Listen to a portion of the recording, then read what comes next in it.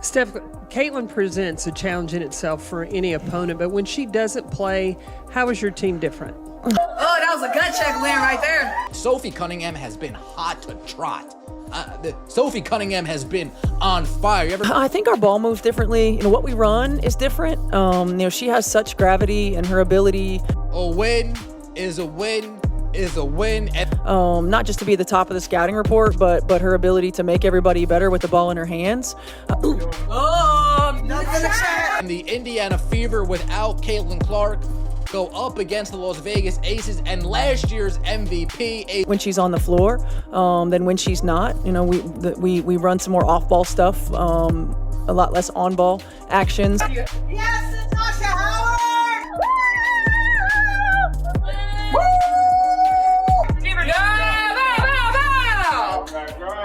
What happens when the Indiana Fever lose their biggest star but still manage to destroy A'ja Wilson's Las Vegas Aces will completely change how you view this team. While Caitlin Clark sat on the bench out injured but still getting heated at the refs, her teammates took care of business on the court. Kelsey Mitchell dropped 21 points when it mattered most, and Sophie Cunningham just became the hottest player in the league. This wasn't just a win, it was a statement that sent shockwaves to the entire league. So how did the Fever end up with this dominant victory? And what did Sophie do in this game that made her red hot? Comment red hot Sophie if you're fired up. Picture this. Your team just lost back-to-back games to the Liberty, and your superstar is sitting on the bench in street clothes with a groin injury. That's exactly where the Indiana Fever found themselves walking back into Gainbridge Fieldhouse on July 24th. The weight of those 2 straight losses hung heavy in the air. Everyone was asking the same question. Who are the Fever without Caitlin Clark? The Fever's 12 wins and 12 loss record told only part of the story. Critics weren't just questioning their playoff chances anymore, they were writing obituaries for the entire season. Social media was brutal. Sports talk shows painted them as pretenders who got exposed the moment their superstar sensation went down. The narrative was simple and devastating. Take away Clark and you're left with nothing special. But here's the thing about the Indiana Fever. They thrive under pressure. They feed off the doubt and use it as fuel to prove everyone wrong. And that's exactly what they did on July 24th. Coach Stephanie White felt the weight of this moment more than anyone. She knew this game would define everything about her team's identity. Were they legitimate contenders who could compete with elite teams, or were they just another team that needed their star player to have any chance of success? White had to find the right words to reach her players when doubt was creeping into everyone's minds. The Aces came in confident, maybe even cocky. You could see it in their body language during warm-ups. A'ja Wilson and her Olympic teammates probably circled this game on their calendar the moment Clark got injured. This was their golden opportunity to prove what many suspected all along, that the Fever were nothing more than a one-woman show disguised as a basketball team. But the Fever had other plans. They came out with a fire and intensity that caught the Aces off guard. The game plan was simple: play tough defense, move the ball, and let the open shots come to them. And that's exactly what they did.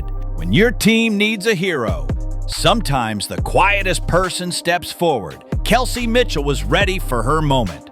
Mitchell had been catching heat all season long for her inconsistent play. Critics kept saying she disappeared when the Fever needed scoring the most. The numbers backed up their arguments too. Mitchell would go off for 20 points one night, then shoot 3 for 15 the next game when it mattered. Early in this game against the Aces, those doubts looked completely justified. Mitchell missed her first few shots and looked totally out of rhythm. You could see the frustration building on her face with every missed attempt. The crowd at Gainbridge Fieldhouse started getting restless. They could sense the Fever's offense falling apart without Clark's playmaking magic. Mitchell felt every single miss weighing on her shoulders. The pressure kept mounting with each shot that refused to fall. But Mitchell wasn't alone. Her teammates were there to pick her up. Natasha Howard was a beast on the boards, grabbing every rebound in sight.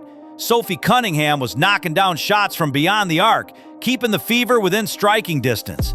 And Aaliyah Boston was a force in the paint, scoring at will and making life difficult for the Aces offense. White pulled Mitchell aside during a timeout and delivered the message that would change everything. Let it fly. "It's going to go," White told her star guard. Those simple words hit Mitchell exactly where she needed to hear them. White also reminded Mitchell to stay balanced when attacking the rim for better reads and decisions. Mitchell's teammates started rallying around her in ways that don't always show up in the box score.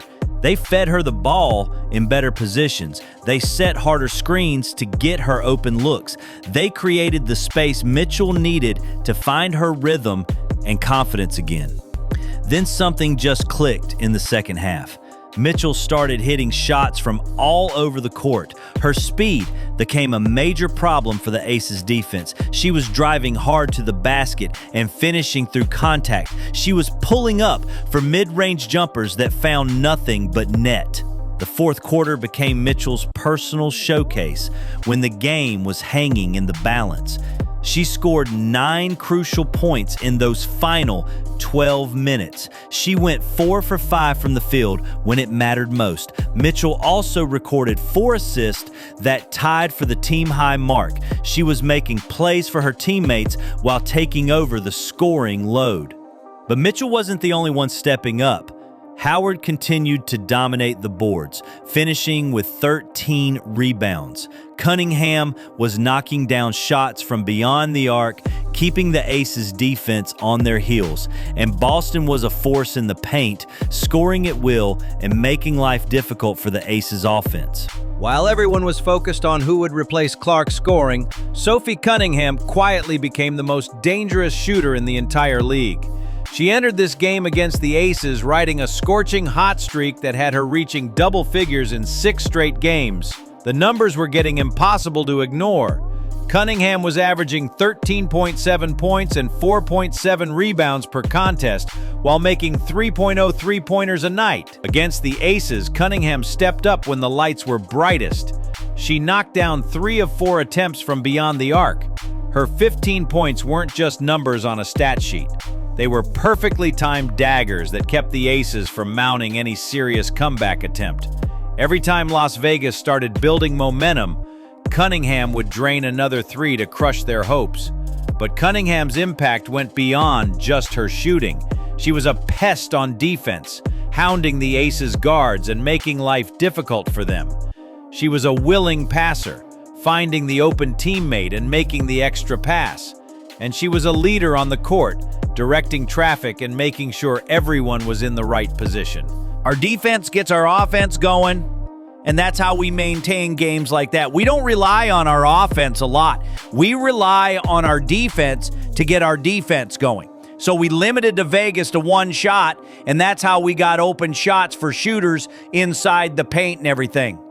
Natasha Howard's dominant 18 points and 13 rebounds and set the foundation all game long. Howard grabbed 3 steals and controlled both ends of the court.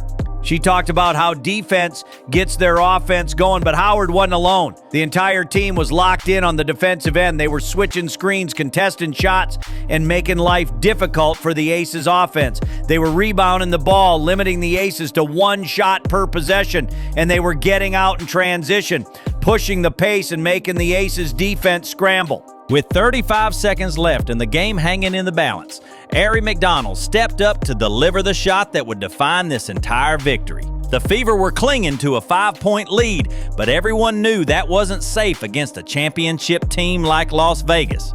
The Aces had been chipping away at Indiana's advantage all fourth quarter. Las Vegas still had enough time to steal this game if they got to stop and hit their shots. McDonald caught the ball at the top of the arc with A'ja Wilson's team desperately trying to mount one final push for their playoff lives.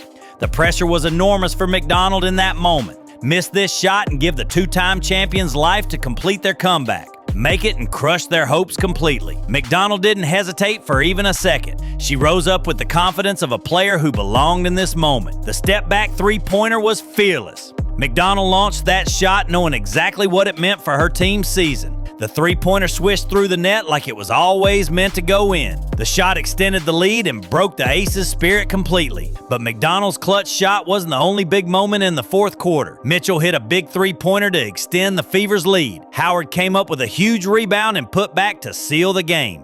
And Cunningham knocked down a big three-pointer to put the exclamation point on the victory. The Gainbridge Fieldhouse crowd exploded into a frenzy.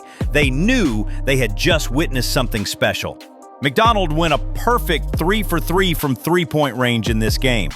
Her overall performance was outstanding with 9 points, 4 assists, and 2 steals in 22 minutes.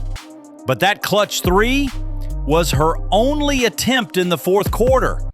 Talk about making it count when it matters most. This wasn't just another regular season victory. It was a statement about what this team can accomplish together. The Fever proved that they are more than just Caitlin Clark. They proved that they are a team full of talented, hardworking players who are capable of beating anyone on any given night. Kelsey Mitchell's leadership was on full display in this game.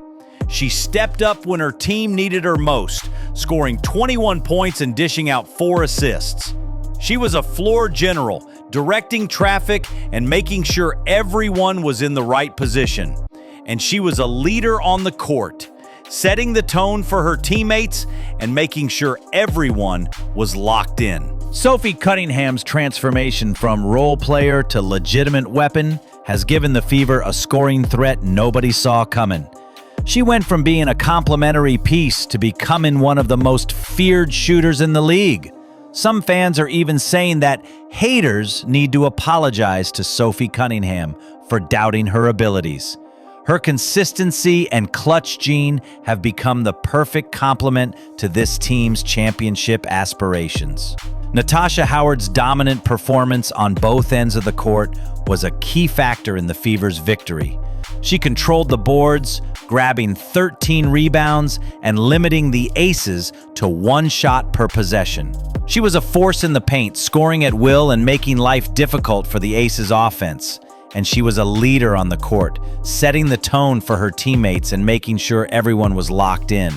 The Fever's defensive effort was a thing of beauty in this game. They were switching screens, contesting shots, and making life difficult for the Aces offense. They were rebounding the ball, limiting the Aces to 1 shot per possession, and they were getting out in transition, pushing the pace, and making the Aces defense scramble.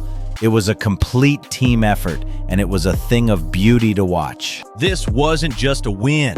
It was a declaration that the Indiana Fever are built for championship runs in 2025 and beyond. The combination of Mitchell's leadership, Cunningham's shooting, and this team's defensive identity has created something special that goes far beyond any single player. Their 13-win, 12-loss record now puts them in 6th place in the WNBA standings. More importantly, they secured the season series tiebreaker against Las Vegas that could prove vital for playoff seeding. When Caitlin Clark returns from injury, she'll be joining a team that just proved they can beat anyone, anywhere, at any time. The future looks incredibly bright in Indiana. Comment Red Hot Sophie if you're fired up. Like, subscribe, and turn on all notifications so you never miss out. Click the video on the screen, and we will see you in the next one.